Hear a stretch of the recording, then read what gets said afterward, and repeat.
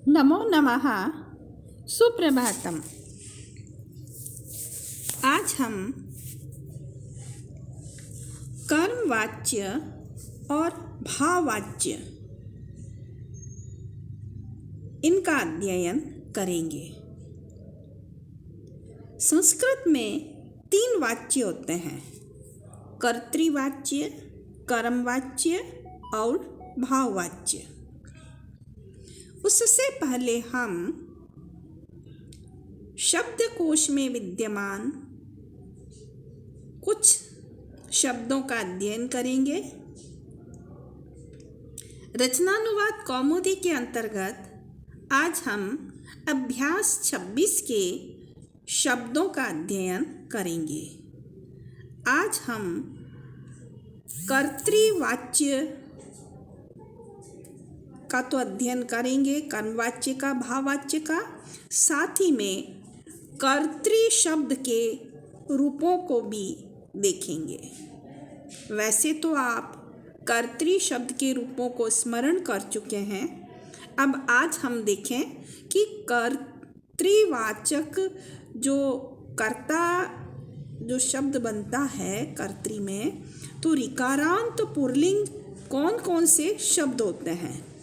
तो देखिए, कर्तृ करने वाला, हर्तृ चुराने वाला, नाशक, हर्तृ का हर्ता रूप चलेगा, धर्तृ धारक, श्रोत्री सुनने वाला, वक्त्री बोलने वाला, नप्त्री नाती, सवित्री सूर्य प्रेरक, अध्येत्री पढ़ने वाला, गंत्री जाने वाला, दष्ट्री दर्शक, त्वष्ट्री बढ़ई, धात्री ब्रह्मा धारक, विधात्री ईश्वर कर्ता, नेत्री नेता ले जाने वाला, निर्मात्री बनाने वाला, दात्री देने वाला, द्वेष्ट्री द्वेष करता, स्तोत्री स्तुति करता, ज्ञात्री जानने वाला, भोक्त्री खाने वाला। इन सब के रूप कर्तृ शब्द के रूप के समान चलेंगे। हमने पढ़ा था पहले कर्ता, कर्तारौ, कर्तारः। इस प्रकार से इनके रूप चलेंगे: हर्ता, हर्तारौ, हर्तारः। जाने वाला, गंता, गंतारौ, गंतारः। इस प्रकार से आप रूप चलाएंगे। अब कुछ शब्द देखें भाववाच्य इत्यादि वाक्य बनाने के लिए: पाठः, लेखः, ग्रंथः, भारः बोझ, रुद्र रोना। रुद्र धातु का अर्थ होता है रोना। रुद्र धातु के जो रूप हैं उन्हें आप स्मरण कर लें और आगे वाक्यों में इनका प्रयोग करें। रुद्र धातु के रूप इस प्रकार चलते हैं: लट लकार में रोदिति, रुदितः, रुदन्ति, रोदिषि, रुदिथः, रुदिथ, रोदिमि, रुदिवः, रुदिमः। लोट लकार में रोदितु, रुदितां, रुदन्तु, रुदिः, रुदितं, रुदित, रोदानि, रोदाव, रोदाम। और लिट लकार में रोदिशयति, रोदिशयन्तः, रोदिशयन्ति।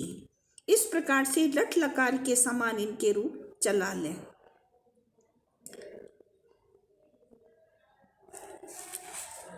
लंग लकार में अरोदित, अरुदिताम, अरुदन, अरोदिः, अरुदितम, अरुदित, अरोदम, अरुदिव, अरुदिमः। लंग लकार के प्रथम पुरुष में एक वचन में अरोदत रूप भी बनता है और मध्यम पुरुष में अरोदः रूप भी बनता है। विधिलिंग में रुद्यात, रुद्यातां, रुद्योः, रुद्यः, रुद्यातं, रुद्यात्, रुद्यां, रुद्याव, रुद्याम। इस प्रकार से ये रूप चलेंगे।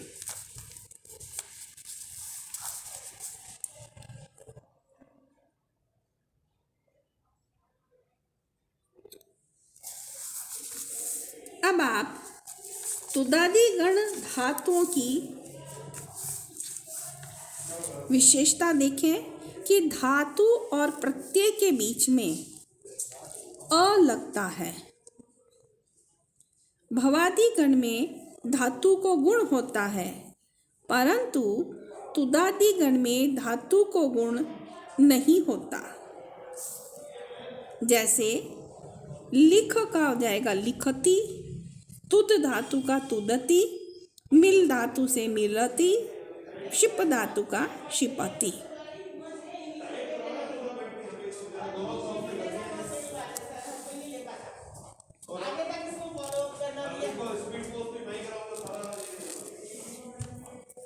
अब आइए कर्मवाच्य और भाववाच्य इनके रूप और नियम देखें। संस्कृत में 3 वाच्य होते हैं। पहले भी बताया मैंने कि कर्तृवाच्य, कर्मवाच्य और भाववाच्य। जो सकर्मक धातु है, जिन धातुओं में कर्म है, जो कर्मयुक्त धातुएं हैं, उनके 2 वाच्यों में रूप होते हैं। एक तो कर्तृवाच्य और दूसरा कर्मवाच्य। जो अकर्मक धातुएं हैं, जिनमें कर्म नहीं लगता, उनके रूप कर्तृवाच्य और भाववाच्य में ही होते हैं, कर्मवाच्य में नहीं। अब आप पूछेंगे कि साहब अकर्मक धातु कैसे पता करें? तो अकर्मक धातु की पहचान यह है कि जिसमें किम यानी किसको या का प्रश्न नहीं उठता। कर्तृवाच्य में कर्ता मुख्य होता है, क्रिया कर्ता के अनुसार चलती है। जैसे हम ये कहें कि बालकः पठति, बालकः या जो कर्तृवाच्य में कर्ता बालक है वो एक वचन में है, तो क्रिया भी पठति एक वचन में आई। अगर हम कहें बालकाः तो आगे हमें जो क्रिया बनानी पड़ेगी, क्योंकि कर्ता जो है वो बहुवचन में है, तो हमें क्रिया भी उसी हिसाब से बहुवचन में बनानी पड़ेगी। तो हम कहेंगे बालकाः पठन्ति।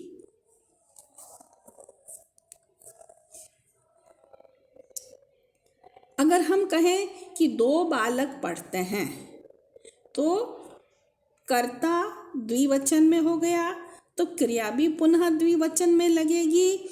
हम कहेंगे बालकौ पठतः, 2 बालक पढ़ते हैं। तो अब आगे देखें। अच्छा, इसमें अगर हमें क्रिया लगानी हो तो हम इस प्रकार से लगाएंगे, बालक पुस्तक पढ़ता है, बालकः पुस्तकं पठति। हम कहें बहुत सारे बालक पुस्तक पढ़ते हैं, तब हम लिखेंगे बालकाः पुस्तकं पठन्ति। तो कर्म में हमेशा द्वितीया लगेगी। अगर हम यूँ बनाएं कि बालक पुस्तकें पढ़ते हैं, तो पुस्तकें बहुवचन में हैं, तो कर्म भी बहुवचन में आ जाएगा। तो बालकाः पुस्तकानि पठन्ति।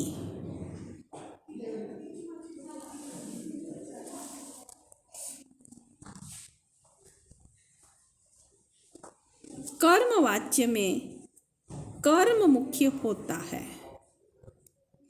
कर्म के अनुसार ही क्रिया का पुरुष, वचन और लिंग होता है। कर्ता के अनुसार नहीं। कर्म वाच्य की पहचान है कर्ता में तृतीया, कर्म में प्रथमा, क्रिया कर्म के अनुसार। देखिए, कर्तृवाच्य में जो क्रिया थी वो कर्ता के अनुसार चली थी, लेकिन कर्मवाच्य में जो क्रिया होगी वो कर्म के अनुसार चलेगी।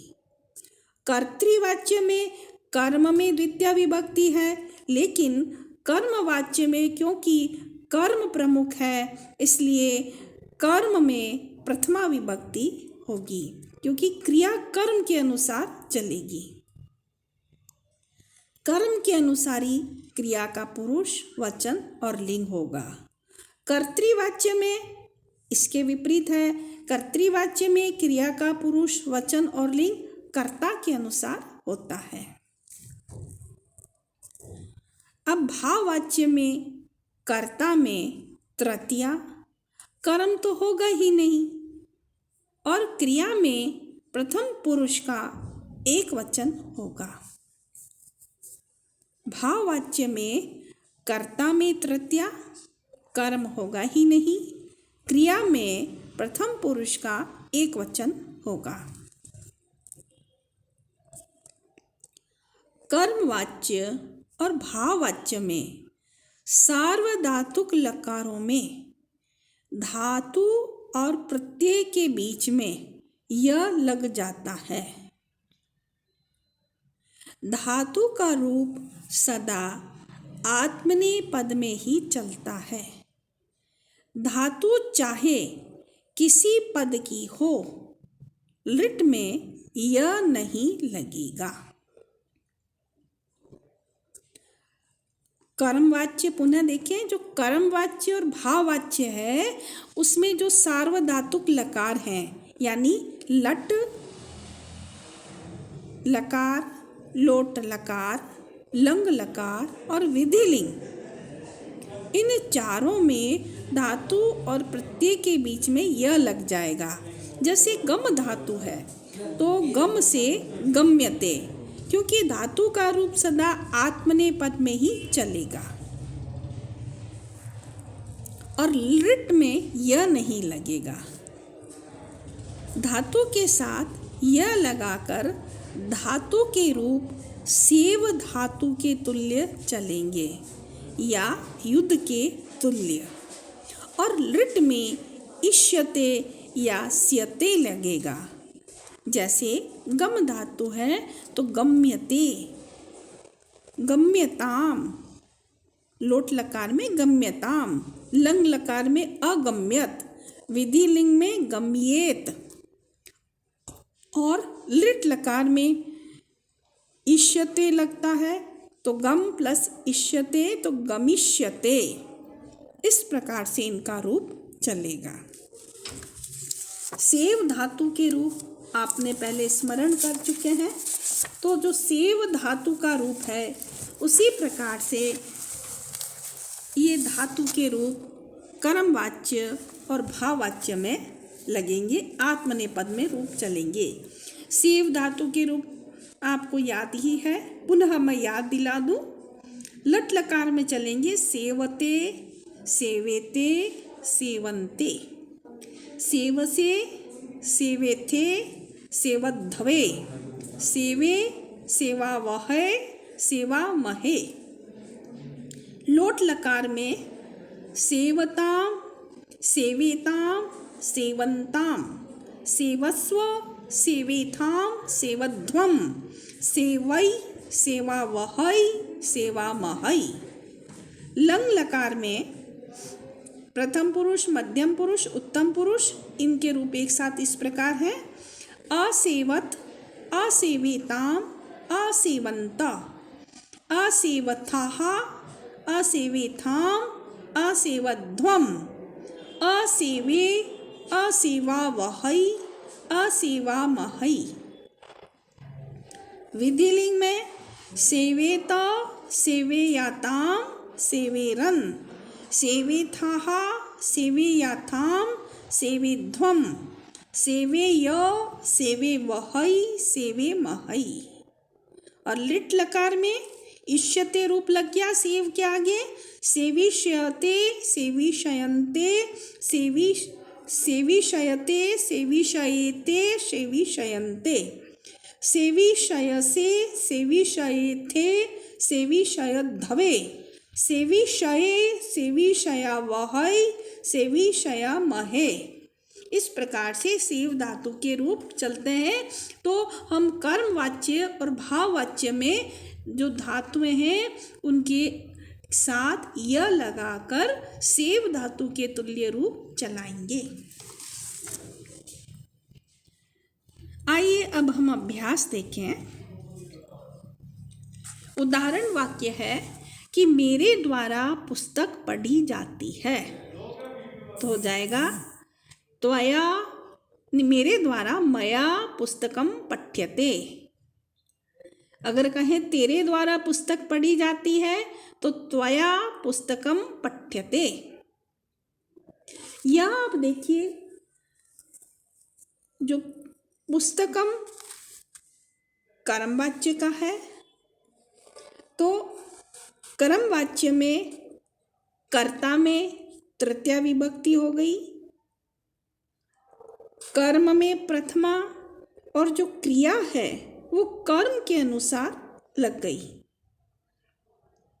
अगर मैं यूं कहती कि मेरे द्वारा पुस्तकें पढ़ी जाती है तो वाक्य बन जाता मया पुस्तकानि पठ्यन्ते। पुस्तकानि कर्म में बहुवचन हो गया है, तो कर्म के अनुसार ही यहाँ जो क्रिया है वो भी बहुवचन की हो गई। तो मया पुस्तकानि पठ्यन्ते। अगला वाक्य देखें। मया त्वया युष्माभिः अस्माभिः तेन तैवा गृहं गम्यते। मेरे द्वारा, तुम्हारे द्वारा, तुम सबके द्वारा, हमारे द्वारा, उसके द्वारा, उन सबके द्वारा घर जाया जाता है। अब यहाँ देखें, कर्ता कहीं एक वचन में आया है, कहीं बहुवचन में आया है, लेकिन जो कर्म है वो प्रथमा में आया है, इसलिए जो जाना क्रिया है वह भी प्रथमा में आई है। तो तेन गृहं गम्यते और तै गृहं गम्यते, दोनों ही वाक्य शुद्ध हैं। मया फलम खाद्यते।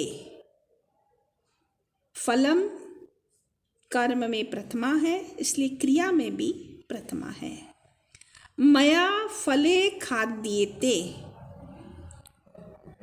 नहीं, यहाँ मया फलम खाद्यते में फलम है वह प्रथमा विभक्ति और एक वचन में है, इसलिए क्रिया भी एक वचन में आई है। मया फले खाद्यते, यहाँ देखिए जो कर्म है उसमें द्विवचन है, प्रथमा विभक्ति है, द्विवचन है, तो क्रिया भी द्विवचन में आएगी। प्रथम पुरुष द्विवचन में हो गई, मया फले खाद्येते। मैंने फल खाए, तो मया फलानि खाद्यन्ते। मैंने फलों को खाया, मैं फल खाती हूँ, तो यहाँ जो फल है वो बहुवचन में है, कर्म बहुवचन में है, तो क्रिया भी बहुवचन की हो गई, मया फलानि खाद्यन्ते। मैं फल खाती हूँ एक वचन में है तो क्रिया भी देखिए एक वचन में आई, मया फलम खाद्यते। मैं मेरे द्वारा 2 फल खाए जाते हैं तो यहाँ 2 फल द्विवचन में है तो क्रिया भी द्विवचन में, मया फले खाद्यन्ते। मेरे द्वारा बहुत सारे फल खाए जाते हैं, मया फलानी खाद्यन्ते, तो फलानी कर्म बहुवचन में है तो क्रिया भी बहुवचन में हो गई। अगला वाक्य, जनकेन बालः दृश्यते। जनक के द्वारा बालक देखे जाते हैं। बालौ दृश्येते, 2 बालक देखे जाते हैं। बालौ जो कर्म है वह द्विवचन में है तो क्रिया भी द्विवचन में आ गई।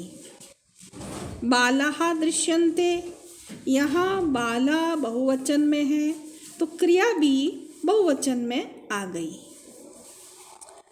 तेन अत्र भूयते, उसके द्वारा यहाँ हुआ जाता है। यह भाववाच्य का वाक्य है तो भाववाच्य में सह अत्र भवति की जगह यहाँ सह में तृतीया विभक्ति लग गई और भूयते ये भाववाच्य की क्रिया हो गई। पुस्तकस्य कर्ता लेखो लिख्यते, पुस्तक के कर्ता द्वारा लेख लिखा जाता है। तो कर्ता जो शब्द था वो तृतीया विभक्ति में प्रयुक्त होकर कर्ता बन गया और लेखः लिख्यते, लेख लिखा जाता है। तो लेखः एक वचन में है तो क्रिया भी एक वचन में आई है। श्रोता हस्यते, श्रोताओं के द्वारा हंसा जाता है। गंत्रा ग्रामो गम्यते, जाने वालों के द्वारा जाया जाता है, गांव जाया जाता है। तो यहाँ कर्ता में तृतीया विभक्ति हो गई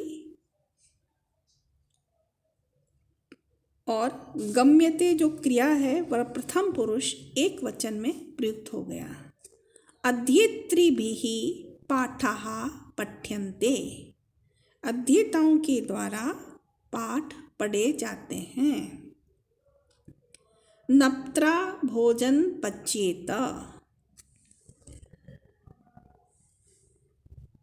नप्त्रा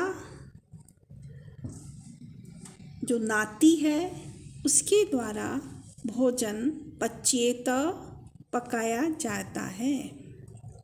सवित्रा भास्येत, सविता के द्वारा प्रकाश दिया जाता है। दृष्टिभिः छात्राः दृश्यन्ते, देखने वालों के द्वारा विद्यार्थियों को देखा जाता है। इसी प्रकार से आगे वाक्य देखें। त्वष्ट्रा धात्रा विधात्रा च नम्यते, नेता जनाः नियंताम्, यानी नेत्रा जो नेता लोग हैं उनके द्वारा लोग ले जाए जाते हैं। स्तोत्रिभिः ज्ञातृभिश्च दाता सेव्यते, द्वेष्टा त्यज्यते, जो स्तोत्री हैं ज्ञात्री भी जो जानने वाले हैं उनके द्वारा दाताः सेव्यते,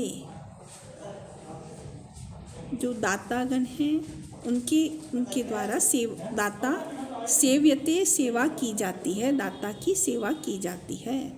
द्वेष्टा त्यज्यते, जो द्वेष करने वाले हैं उनको त्यागा जाता है। भोक्तृभिः भोजन पच्यते खाद्यते च, भोक्तृभिः जो खाने वाले हैं उनके द्वारा जो भोजन है पकाया जाता है और खाया जाता है। बालकः उच्चैः रोदिति, बालक जोर से रोता है। रोदिति लट लकार प्रथम पुरुष एक वचन। अरोदित रोया, रोदितु रोए, रुद्यात रोना चाहिए, रुदिशयति वा और रोएगा। तो यहाँ रुद्ध धातु के पांचों लकारों का प्रयोग दिखाया गया है। बालकेन उच्चैरुद्यते, अब देखिए भाववाच्य में इनका प्रयोग कि बालक के द्वारा जोर से रोया जाता है। यहाँ बालकेन जो कर्ता था उसमें तृतीया विभक्ति का प्रयोग किया गया है और क्रिया में प्रथम पुरुष एक वचन का प्रयोग किया गया है। बालकेन उच्चैरुद्यते और अरोदित की जगह हो जाएगा अरुद्यत, रोया गया।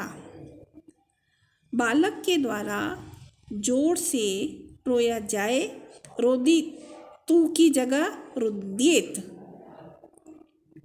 और रोए का हो जाएगा रुद्यताम और रोएगा, बालक जोर से रोएगा। तो बालकः उच्चैरोदिशयति, ये तो कर्तृवाच्य का वाक्य हो गया, लेकिन जब इसे हम भाववाच्य में बनाएंगे तो जो बालकः जो प्रथम एक वचन का है उसको हम प्रथमा विभक्ति का है उसे हम तृतीया विभक्ति में परिवर्तित करेंगे।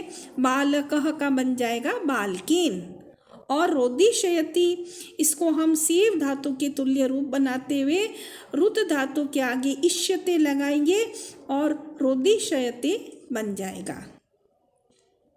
हम पहले ही पढ़ चुके हैं कि भवादि गण में धातु को गुण होता है, तो जो भू धातु थी या जो रुद्ध धातु थी उसको रू को ओ गुण हो गया तो रोदिशयते रूप यहाँ बन गया। तो बालकेन उच्चैरुदिशयते, बालक के द्वारा जोर से रोया जाएगा, ये भाववाच्य का रूप बन गया। आगे आइए हम अभ्यास में देखें। संस्कृत के कुछ वाक्य बनाने हैं तो आप इसे अपने घर से बनाएंगे और मुझे प्रेषित करेंगे। अब कुछ जो अशुद्ध वाक्य आपको परीक्षा में दिए जाएंगे उनको आपको इन्हीं नियमों के अनुसार शुद्ध करना है। जैसे एक अशुद्ध वाक्य है त्वया मया तै हस्यन्ते। अब हमने यहाँ पढ़ा है कि जो भाववाच्य का वाक्य होता है नियम है हमारा कि कर्ता में तृतीया होगा और क्रिया में प्रथम पुरुष एक वचन होगी। तो यहाँ देखिए कर्ता में तो तृतीया विभक्ति है, ये तो शुद्ध है त्वया मया तई, लेकिन जो क्रिया है यहाँ पर वो बहुवचन की आ गई, इसलिए आप इसको एक वचन करेंगे हस्यते, त्वया मया तई हस्यते। अगला वाक्य देखें, पुस्तकस्य कर्ता ग्रंथ लिख्यन्ते। अब यहाँ पर भी जो कर्मवाच्य का वाक्य अगर होता है तो उसमें कर्मवाच्य में जो क्रिया है वह कर्म के अनुसार होगी, कर्ता के अनुसार नहीं, और कर्ता में तृतीया विभक्ति लगेगी और कर्म में प्रथमा। तो यहाँ देखिए